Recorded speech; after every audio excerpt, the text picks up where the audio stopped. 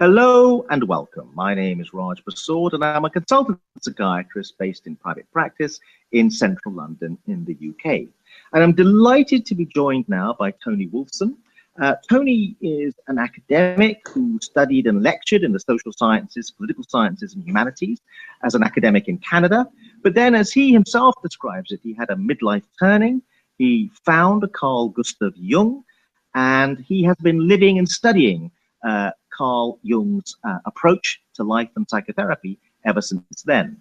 So Tony is married to Judith Harris, who has published the book we're going to be discussing in this conversation. It's entitled The Quotable Jung, and it's published by Princeton University Press. And it's a wonderful, wonderful book, and it's a great introduction, or even if you know Carl Gustav Jung already very well, it's a great way of getting more into his work and knowledge. So first of all, Tony, I want to ask you, who was Carl Gustav Jung, and why is he important?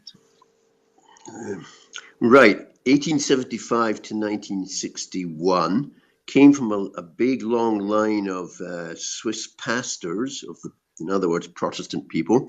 His father was a pastor and theologian. His father lost his religion and died at 56, I think, from the broken heart of not being able to find God in the religion he was preaching. And that kind of thing affected the young Jung. Jung was a very solitary child, and he was an absolute genius of a child already. By age 3, he was having an enormous phallic dream, and it stayed with him for the rest of his life. He was very, very, to use the word, introverted about things like that. But he followed his dreams all his life. And that was one of the most special things about him, because his whole life he dreamed. And we've got a lot of them recorded in the memoirs called Memories, Dreams, Reflections. And he was a great dreamer. And then he collected other people's dreams. And those people would be you and me in the consulting room.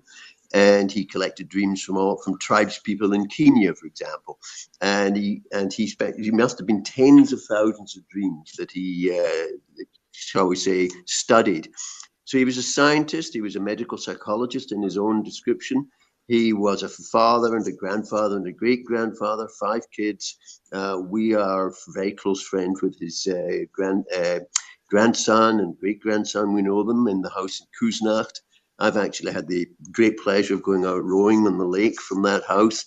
So some of this is, it's real, it becomes personal. He married a lovely woman whom he had his eyes on for some years. And they had a lifelong marriage from 1903, I think, to 1953, something, I think, when she died. Or 55, I think. I'm sorry, I haven't got that date right. But it was a good 50-year marriage, and they lived in the same house just south of Zurich. The local thought he was crazy to buy all that land right by the lake because it was all muddy and cow-dunged. But they lived there, and they brought up their whole family there, and it's still lived in by a descendant of Carl and Emma Jung. He became, in 1900 or so, he became a consulting intern resident at the great famous Bergholzli Psychiatric Hospital in Zurich, which still looks more or less exactly as it must have done then.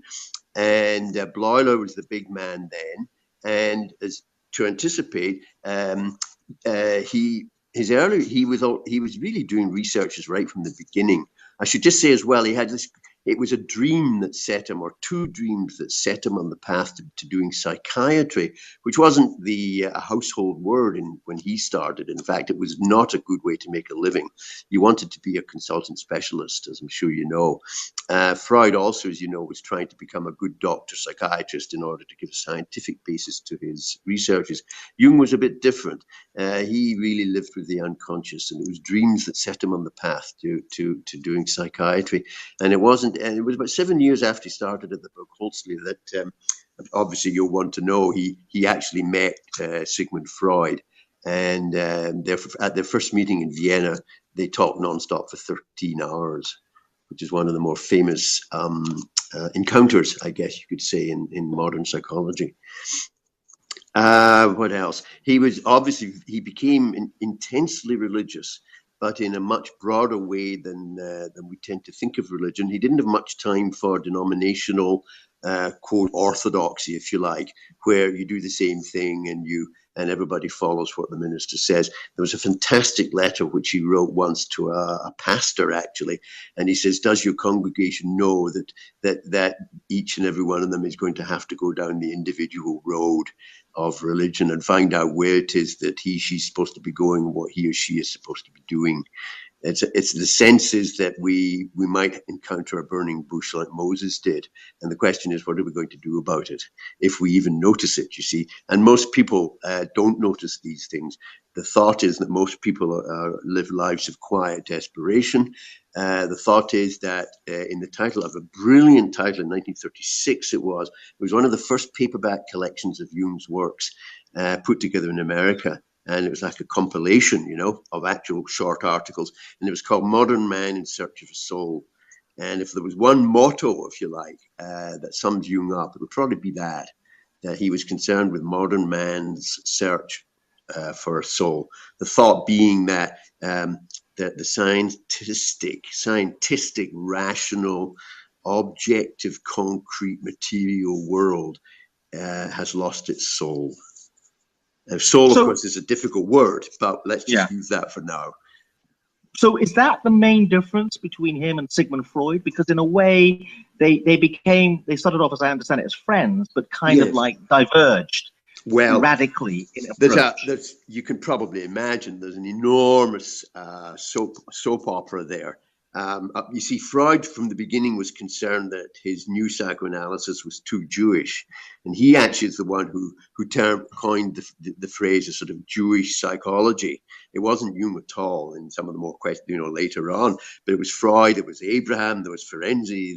If I got them right, Abraham, Ferenczi, Jones, I think was he Jewish? I think he might have been. So Jung was like this younger guy. Freud was 1856 and Jung was in 1875. So it was almost, and it became a sort of Moses to Joshua, and they talked about it that way. And Freud talked about Jung as his crown prince. So he was ecstatic because, you see, Jung was sort of the kind of the unofficial leader of the Swiss people interested in the new psychoanalysis. And of course, he was not Jewish, you see. So they hit it off brilliantly well for a while, but there was things that were wrong right from the start. It depends how you read it, of course. To begin with, Carl Jung was vastly more well-known and vastly more famous than Freud, and that is not known, because in 1909, they were both awarded honorary degrees at Clark University in Massachusetts, I think it is. And it was really Jung they wanted for the degree. And Jung said, well, I'd like to bring Freud as well, because Freud didn't have English then, and Jung already had English. And it was Jung that was feted. And what happened was, the real split was that Freud regarded, as I understand it, and I don't want to sound like I'm all Jung, I'm not, because an enormous tribute is paid to Freud by Jung all the way through, because it was Freud that got us all going, at least in looking at the unconscious and acknowledging it, and looking at slips and looking at complexes, and certainly at looking at dreams. It's just what Jung found was that Freud wanted to make a dogma out of the infantile sexuality as being, if you like, a causality, as being the main event in a person's life. That it's the Oedipal struggle, it's the Electra struggle, it's the good or bad father, the father that's distant, so the boy has too much to do with his mother, and then he might turn homosexual and this sort of thing because he doesn't, because he ends up hating her as well and wants to, these sorts of stories, if you like, right? But for Freud, Jung found that for Freud, this was too much of a dogma. And Freud, on the other hand, was saying things to Jung like, for heaven's sake, don't abandon the canon, if you like, don't abandon our orthodoxy. And the orthodoxy was a theory of infantile sexuality, where Jung felt that there was much deeper layers than that we all had in common, and Jung wanted to explore down into what I'm sure you know of as the collective unconscious.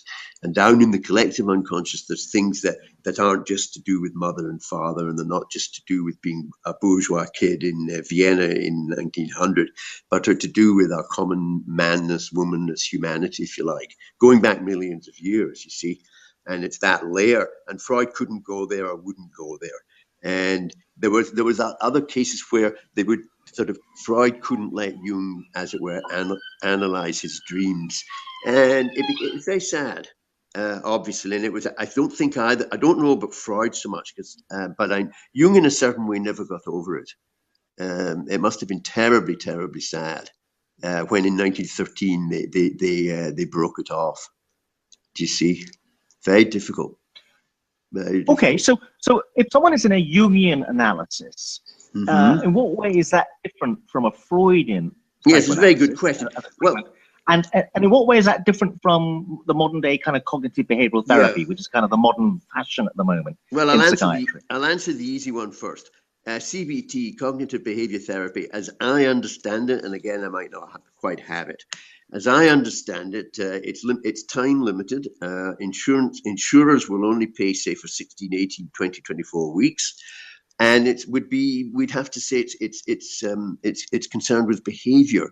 So it would be concerned with trying to get you to stop smoking, but it might not be concerned so much with wondering why you took up smoking in the first place, when it's perfectly obvious that a cigarette is a substitute for something else, namely a breast, you see, that you're sucking on. I mean, and you don't have to be a big Freudian or Jungian to say that, but it's quite, I think CBT, as I understand it, is very handy for some people. I know somebody that got hypnotized twice, and the second time she stopped smoking 50 cigarettes a day. And you could say that's very handy, but why does a person get addicted in the first place? So Jung would want to go into, he would want to find out what might be the hidden, the latent. That word's similar to both, manifest, latent. There's no difficulty there. Freud saying, that the dream content is manifest, and you want to go underneath to the latent content, that which is bubbling underneath, so to speak. And then you get Erickson picks that up and makes it latency, the adolescent stage where all that psychosexual energy is bubbling up, about to explode, which of course it does, or doesn't, But in any case, it was the desire. Freud and Jung both wanted to go into the unconscious. Again, Freud tended to look back. It could be called, there's nothing wrong with regressing, and there's nothing wrong with looking at where the early trauma or the early damage, of which there's always plenty, and there's lots of Jungians who will do that Freudian type of work. There are even, so to speak, neo-Freudians among the Jungians, you see. There are different schools as usual. But the real thing I would say is that Jung was very, very prospective, not retrospective. If Freud looked back into the childhood to find out where the trauma was, real or imagined, following Jeffrey Messiah Masson, the seduction theory, whether it was really actually seduction and rape or whether it was fantasy, you see, that's a big issue, obviously. The effect on the 3-4-year-old of the sudden death of a sibling or a father or a mother, and that's catastrophic, obviously. But Jung very much would be interested in helping or accompanying me to find our path. And the idea is that, yes, I was a university teacher, and sometimes I was extremely good at it, and other times I wasn't, you see. And for some reason I found, well, that didn't seem to be the purpose of my life.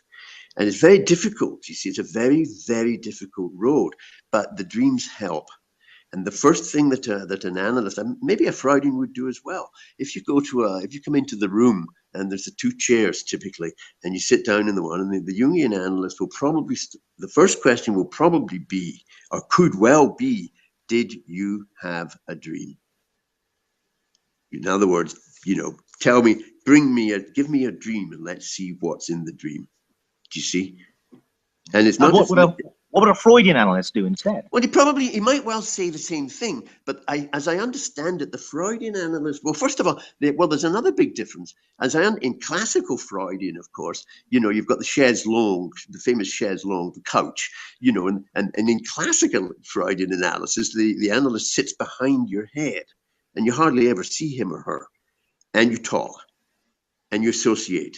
You free associate to anything, to what's in your dream, and then to anything. And you don't necessarily do any more than that. Now, the Jungian, I think it's fair to say, well, first of all, you're sitting face to face. Second of all, there's an amazing diagram, a very exciting diagram.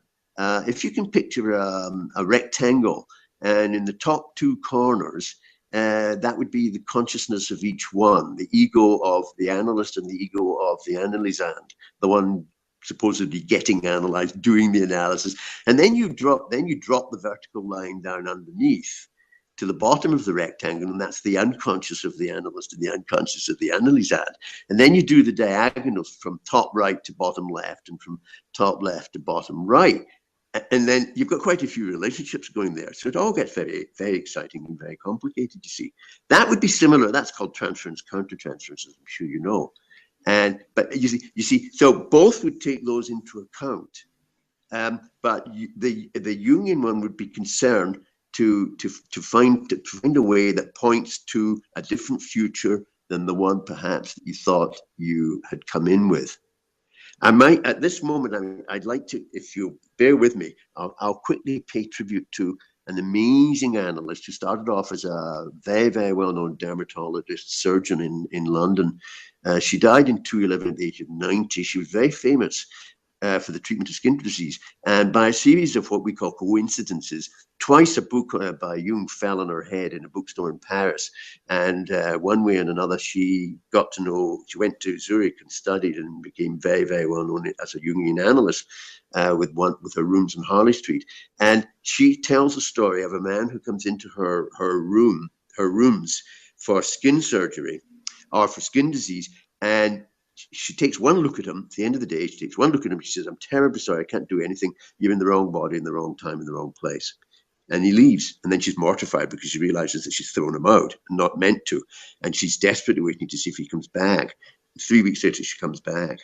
He comes back and he's half cured because he owned a chain of butcher shops and he couldn't stand it. And that had the effect of galvanizing from the unconscious, galvanizing him. And he was already taking steps to get out of that and turn his life around. And who was that skin doctor? What was the name of the skin doctor? Yes, I should give you the name. It's Dr. Anne Maguire. Very, very famous. My wife supervised with her. And a remarkable person. You have some remarkable characters in the world of the Jungians. Really remarkable, you know. But it's very hard. So it sounds, sorry to interrupt you. So it sounds as though one of the things it's good for is if you are a little bit lost in terms of your meaning of life. I'd say more than a little bit. Then most people are hugely lost, Raj, hugely lost, and they may not realize it, you see. And of course, then what often happens is that resistance comes up, you see. So you have a dream and you don't want to know it, and then you just quit.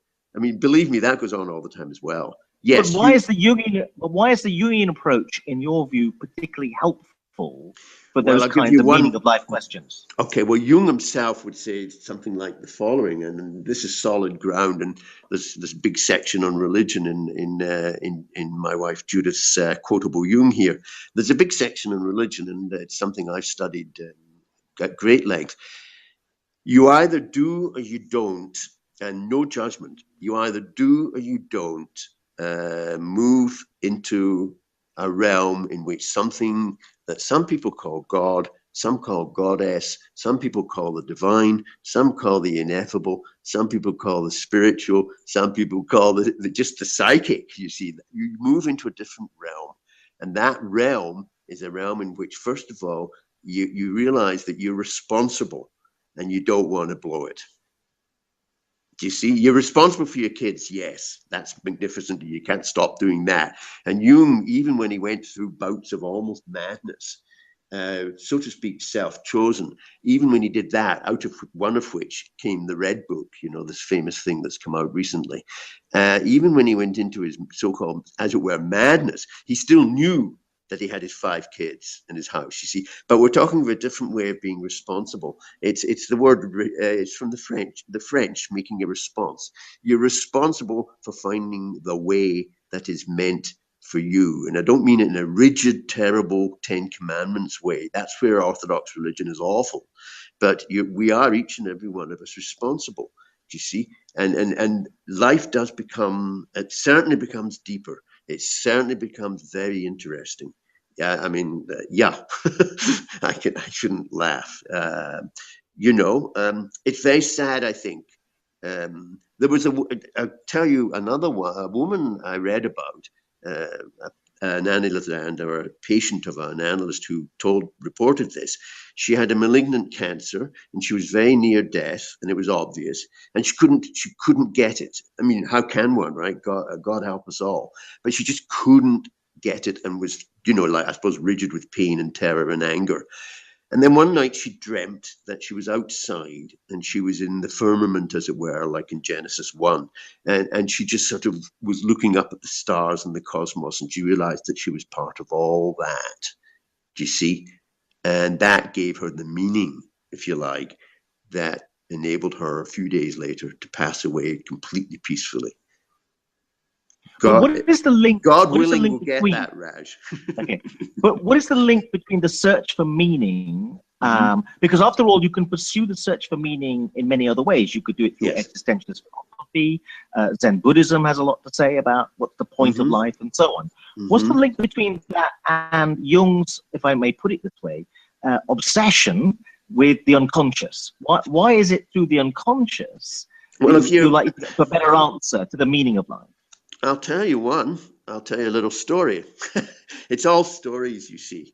There is theory, of course, but for me and people like me, it's stories. I had a student once in the first year social science class on human communications, and we were doing intrapersonal. So we were doing Freud. It was very nice, manifest latent. And they were telling fantasies. And there was a guy who had dreamt that he was driving a car from the back of the car with a great long gear stick. The phallic quality is pretty obvious. And he was going on 2 wheels. And he had a fantasy of being a stunt car driver. And a very, very nice young, shall we say, inexperienced, but lovely young woman. The class is rising at 10 to 1. After 2 hours, they automatically rush out. And she sort of says as she's leaving, what's being a stunt car driver got to do with sex? But she didn't say that. She said, what's being a star C 3 letters driver got to do with sex? That's the unconscious, Raj. The unconscious will out, you see. The unconscious will take over. And if you ignore it basically at your peril. But that's the basic criticism. Okay, but that's the basic criticism modern day psychiatry would have, modern day neuroscience with the Jungian approach, which is while the modern day psychiatrists would acknowledge the unconscious possibly or probably exists, the issue is how much importance should be attached to it. And what is very interesting about the Quotable Jung is it's clear that Jung attaches vast importance to it. And the modern critique would be, yes, it exists, but is it that important? I mean, is Jung's mistake, dare I put it that way, to make it too important? Look, if a person's got a headache and you take an aspirin, that's fine. If a person's got a stomach ache and you find that the person's got an ulcer, that's fine too. In other words, the whole realm of psychosomatic illness is inextricably linked to the unconscious. And one of the things that Jung posited way back in the 20s was that really, I remember now, the earliest reference I found was in the dream seminars he gave in English in 1925. And he says in there, just like that, he says, I can't see any difference between psyche and body. So there's a whole realm of illnesses, Raj, you must know this, that without delving into the unconscious basis or the unconscious sort of underlying quality of it, you're not going to get anywhere. It sounds like dogma, and I don't want it to sound that way. It's just that, you can stop drinking, but you'd be better to try and find out what it is that the drink was doing and why was it necessary. And usually it has to do with stuff that you've pushed down. Do you see? You can't blame us for pushing down the memory of the Second World War or the Holocaust or a trauma. Do you see? Okay, in the short time we got left, I just want to read out a few of the lines that come from the book. Now, what also comes through from this wonderful book, The Quotable Jung, published by Princeton, is he had a fantastic literary quality. There was something about the way that he wrote, which unfortunately modern day scientific writing that psychiatrists embrace is completely lost. But anyway, so one line I want to read out a couple of lines, just one of them Sure. at the beginning of the book, on page 8. It is as if you were a ruler of a land which is only partially known to yourself, king of a country with an unknown number of inhabitants. It's a wonderful, wonderful line. Yes. But what does he mean by that? What's he getting at? It's a reference to the unconscious, I think. Actually, I think it's from the Nietzsche seminars, you see, and he gave those in the 1930s, and it's about 1,500 pages of the most incredibly difficult and rewarding ad lib spoken seminar material by Jung to a group of English-speaking people. There's a problem there. That quotation is, there's not enough context. You have to read on. And actually what he's saying is that there is an inflation in thinking that you're the king of this country, because you'd be better not to think of yourself as that. You'd be better to think of yourself as just a wee guy rather than thinking of yourself as the king. Okay. I want to read another line, fantastic line, page 13 of the book. The unconscious is the only available source of religious experience. Now, again, can you help us understand what does that mean? Yeah, it's a lovely one, that, isn't it?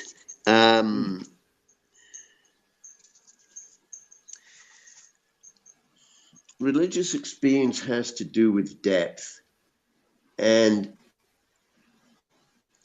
you can think that you know God by saying, "Blessed art thou, O Lord our God," or by saying, "All is well, God is living in the Holy Rood." But you're not really doing anything, you see. And I think what it's saying really is that if you want to do real religion, you'll go back to the Latin word, which has to do with religere, which means to link back. And the way you link back is to go down deep. I personally had early religious experiences in the synagogue that were not the statistically average normal, but I never ever for a second forgot them. But they were lodged away down. And they were so far, and they had to do with the sound and the sonority and the bass quality of the men singing in the choir in a chorus. It was exactly the same as a requiem mass. You can be touched by it. You can examine a requiem mass for its movements and for the tonalities. But what really gets you is something, I think, that we call ineffable. And another wonderful word is the word numinous, which comes up in the book as well. And Jung was of the opinion that it's the numinous experiences. It's the experiences of that which is just so incredibly sacred and amazing. Now, it can also include the experience of something like 9/11, when the whole thing comes crashing down and everybody says, "Oh my God." And that's touching the depths, you see. And that you don't get it from a textbook. You get it from crying, of course. You get it from feeling. You get it from dancing. You can have trance states. You can have,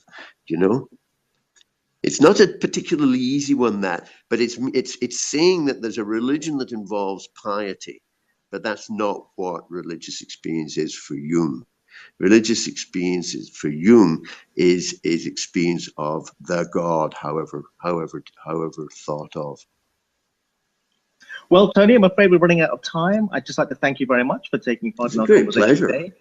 Just a reminder. It's been my pleasure, really. Thank you. Great. Just a reminder, the title of the book is The Quotable Jung, collected and edited by Judith Harris. And as it says on the flyleaf of the book, with the collaboration of Tony Woolfson. It's published by Princeton University Press. The title of the book again is The Quotable Jung. Tony, thank you very much indeed. Thank you. Thank you very much.